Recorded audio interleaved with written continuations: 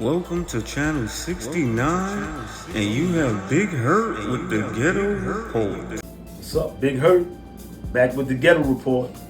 We want to talk about a situation that happened around Christmas Eve in Pinellas County, where a family had gotten into a dispute allegedly over the price of some Christmas presents. And involved a 14-year-old boy, his brother, which was 15 years old, and their 23-year-old sister. Regrettably, the 23-year-old sister lost her life in this altercation.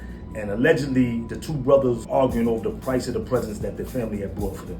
Now, this is a heart-wrenching story because, listen, we don't really want to see nobody lose their lives. We don't want to see any family lose their lives, especially around Christmas. And it's not even that serious about somebody getting a present that costs more than others. So we hope that that wasn't the issue. Whatever the issue was, it should never have happened. And what we want to highlight it because we want to be like, I think these low economic communities need more services, more attention. Because why? Reportedly, both young boys had guns on them. I mean, a 14-year-old and a 15-year-old. And allegedly, they were arguing and the sister tried to intervene and the sister was shot in the chest and she succumbed to her injuries. And she was the mother of an 11-month-old baby and she had a 6-year-old son. So come on, you know, that whole family is destroyed. But what we were really discussing at the Ghetto Report is what happened in the aftermath of that, because they had the sheriff on the news speaking about proliferation of guns, right? And we can't even argue about his points because he was saying like the 14-year-old who allegedly fired the shot. Because the 14-year-old allegedly fired the shot that killed his sister. Then the 15-year-old was destroyed and allegedly shot the 14-year-old in the stomach. So the 14-year-old is in the hospital.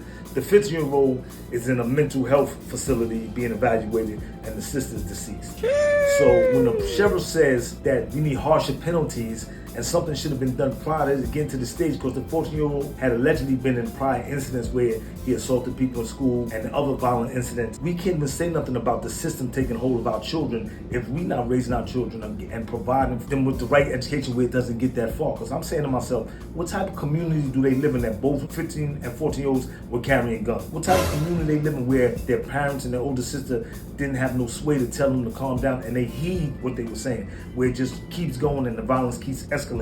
So when the system takes control of our children, we have nobody to blame but ourselves. So this is a wake-up call, I think, for all lower economic communities and, you know, just indigent people that we need to come together. It used to be where it took a village to raise a child, right? We got to get back to that sentiment because I believe that it was helpful, you know. Of course, if a lady saw Big Hurt growing up since he was a kid and Big Hurt was doing something in the street, she would put the paddle to Big Hurt ass, and my mom wouldn't mind because, again, it was a village effect and the village raised these children. We need to get back to that. Now, I'm not saying put yourself in harm's way and go and put the paddle to a kid that's 16 to 17 that's already having behavioral issues. I'm talking about it starts young. You develop the respect in these kids as they grown up and you treat them respectfully. You don't subjugate them and all that, because what happens is while the kid is a kid, he's gonna harbor ill will towards you. So when he grows up, he's not gonna treat you with love and respect. You treat them with love and respect, 9 out of 10, they'll treat you with love and respect when they get older and you get older. So that's just a little word of advice from Big Hurt. We gotta watch these issues because we don't want the system to take our children, because you know they really don't care about our children. We can come together and we can help save our children before they get to that point. We interrupt our program to bring you this important message. Big Hurt, I want to give y'all a quick hood public service announcement. You like what we've been doing at the channel, you know what I'm saying, STAYFLY Nation? Subscribe, put some subs on there, you know what I'm saying, participate. And if y'all want to see Big Hurt in any type of situation, holler at us and tell them what you like to see Baby Boy and Big Hurt in. Big Hurt and Baby Boy is everything. We want to do some entertainment news too at the Ghetto Report too. Now there's a lot going on. It's kind of messy out there with Tasha K being allegedly sued by Kevin Hart, taking issue with the interviews that she's been given. She gave an interview where ex-assistant of Kevin Hart came on there and made some wild allegations about Kevin. She did an interview with ex-assistant of Will Smith that came on there and made some wild allegations about Will Smith. And we saying ourselves at the Ghetto Report, you know, it's messed up when you have these people in your circle and when they're not working for you anymore, they go and just air all types of, whether true or false.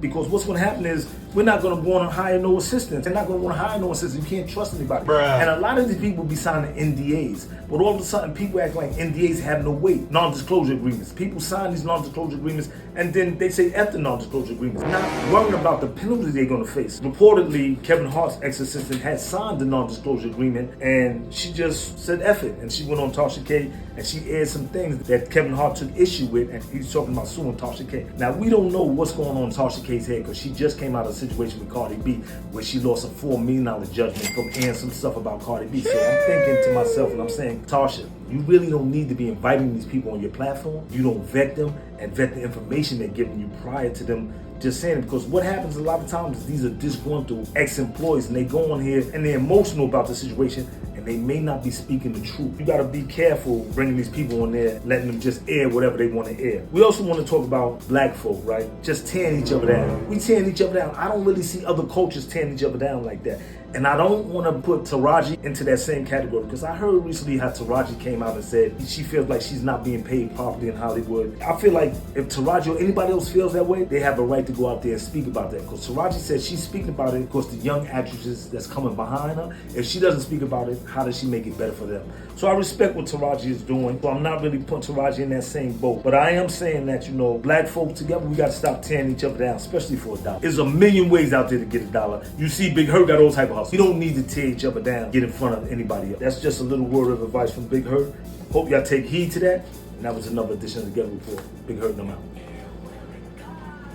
Hold up, give me a second. You bugging. You almost didn't recognize. It's easy peasy. You almost didn't recognize. What's up? It's easy peasy, y'all. You know, I'm still selling. I'm getting rid of that stuff, you know, the extra Christmas stuff. So I got all the Jordans and all the sneakers, you know what I'm saying? They fell off the box, the back of the truck. So I got them all. I got every size. So holla at Easy Peasy, you know what I'm saying? Yeah, I know. They didn't recognize me when I came in because I had the blue joint on. You know, I'm the original Blueface. That other lame, that sucker, he took my name. You know what I'm saying? But they was calling me Blueface first because I used to use all the chemicals and my face used to turn blue. But I'm the original Blueface. Tell that sucker, that other Blueface, to get my name back. But holla at me, Easy Peasy. I got everything in the project. I got everything. You know what I'm saying? I got quarter waters. I got everything. Yo, holla at Easy Peasy. Easy Peasy in the mouth.